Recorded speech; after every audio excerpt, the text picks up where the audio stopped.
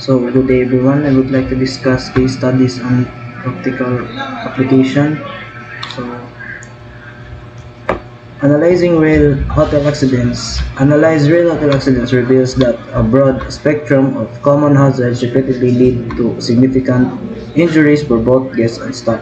These accidents not only cause physical harm but also impact hotel operation and create financial and legal liabilities. So the next one is kitchen fire incidents. Kitchen fire incidents accidents in hotels are primarily caused by cooking and equipment grease buildup and electric faults. Cooking areas pose high risk due to open flames, high temperatures, and flammable cooking oils. Other causes of kitchen fire in hotels: unattended cooking, especially with deep fat fryers and grills. The next one is grease build up in kitchen ductwork and exhaust system, which can ignite and spread fire. Poor maintenance and cleaning of hoods and grease traps. Electric faults from outdated or overloaded wiring and appliances. Fire risk increase with improper handling of cooking oils and use of open flames. Elevator malfunctions. In hotels can arise from several key causes including mechanical failures, electrical faults, poor maintenance, and human error. And the common causes of elevator malfunction is mechanical failures such as pulleys or cable breaks, motors, and other moving parts wearing out or breaking, which may cause sudden stop, rapid descents, or elevator lurching. So, mechanical failures, this happens when parts like pulleys, cables, and brakes or motors wear out or get damaged. This can cause the elevator to stop suddenly, move unevenly, or drop rapidly. Second is electrical malfunctions, including power failures, short circuits, faulty wiring, or software glitches affecting smooth operations. So electrical malfunctions power failures that circuits faulty wiring or software errors can interrupt the elevator's smooth operations. Third is the poor failures involving doors not opening or closing properly too quickly, which can cause entrapment or injuries. So door problems is sometimes the elevator doors doesn't open or close correctly.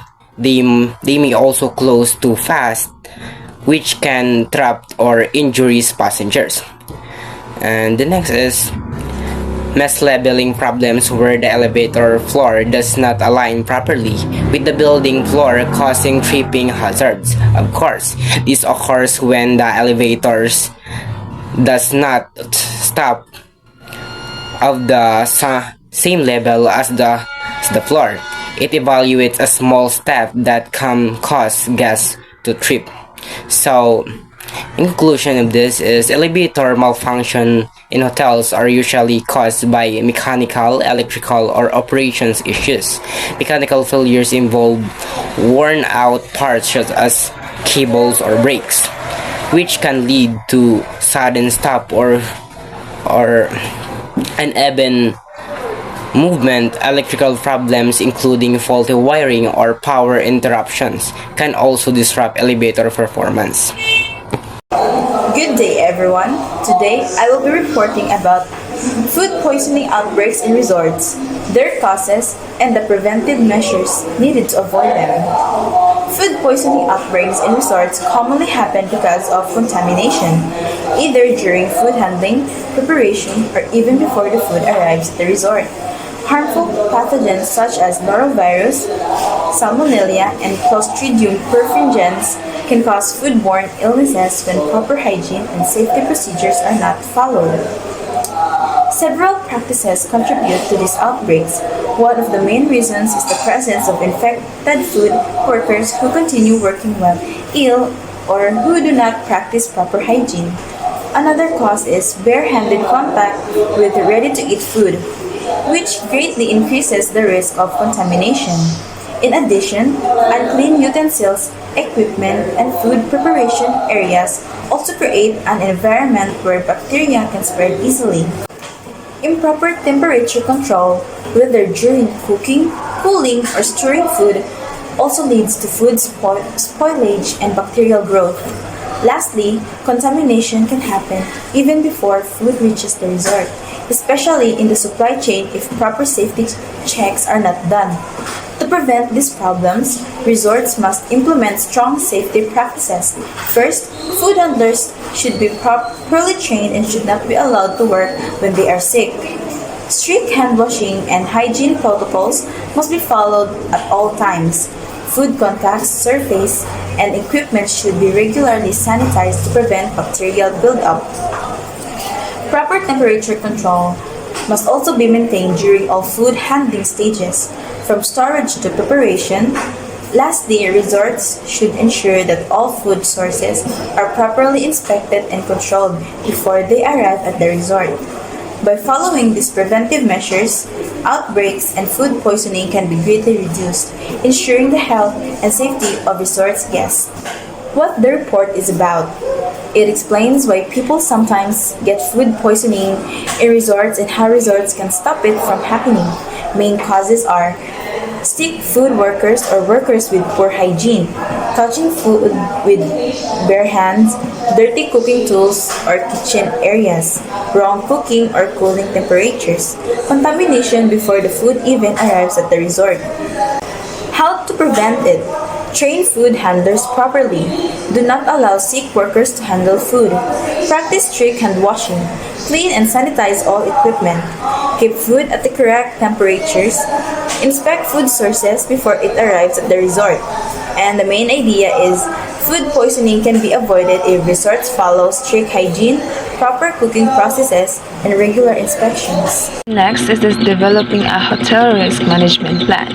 A hotel risk management plan is a systematic way for hotels to identify, assess, and handle risks that might affect hotel operations, guests, employees, or property.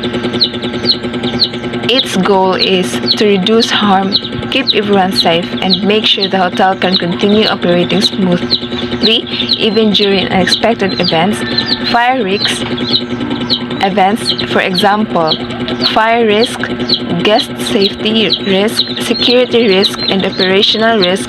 Lastly, health risk. Next, the risk identification. Risk identification is the process of finding potential hazards in a hotel. This includes carefully inspecting all areas and gathering input from staff, guests, and suppliers. The goal is to spot risk early so they can be managed before causing harm. First, systematic hazard discovery. Like for example, during a routine inspection, the safety officer notices that a hallway light is broken, making the area dim and unsafe. Second, inclusive input gathering. For example, a front desk employee reports that guests often complain about loose stair railings. The third one is use of checklist and tools. Example, a safety checklist for housekeeping includes checking for wet floors, damaged furniture, or blocked emergency exits. Lastly is the documentation. Example, after noticing a loose handrail on the stairs, a staff member logs the issue into the hotel's hazard reporting system. Our next topic is all about risk assessment. There are 5 risk assessments. Number 1 is evaluating likelihood and impact. Each identified risk is scored based on likelihood, how likely it is to happen, and the impact is how severe the consequences would be: harm to people, property damage, financial loss, or damage to reputation. Example, a company checked the risk of a computer virus. In likelihood, high, many employees use the internet. And the impact, high data loss and system shutdown.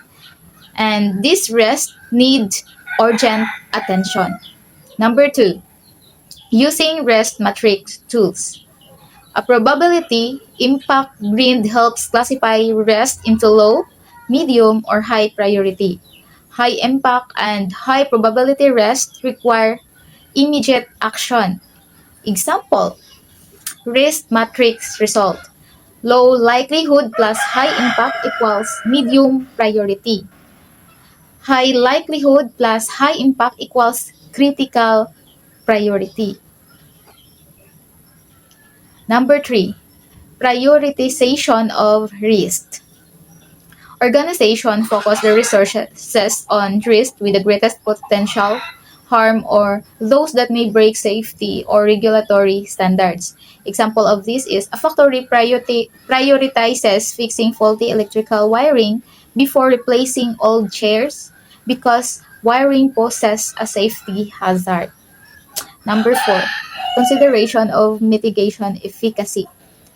It is companies review existing controls to see if they effectively reduce the risks or if new measures are needed. Example of this, if employees still sleep on wet floor even with warning signs, management adds non-slip mat and improve cleaning schedule. Number 5, continuous review. Risk levels must be reassessed regularly or when changes happen. New machines, new process, and new employees. This ensure the risk profile stays accurate and actionable. Halimbawa, a restaurant gets new kitchen equipment. They update their risk assessment to include hot surface burns, electrical hazards, and need for new staff training. Monitoring risk programs.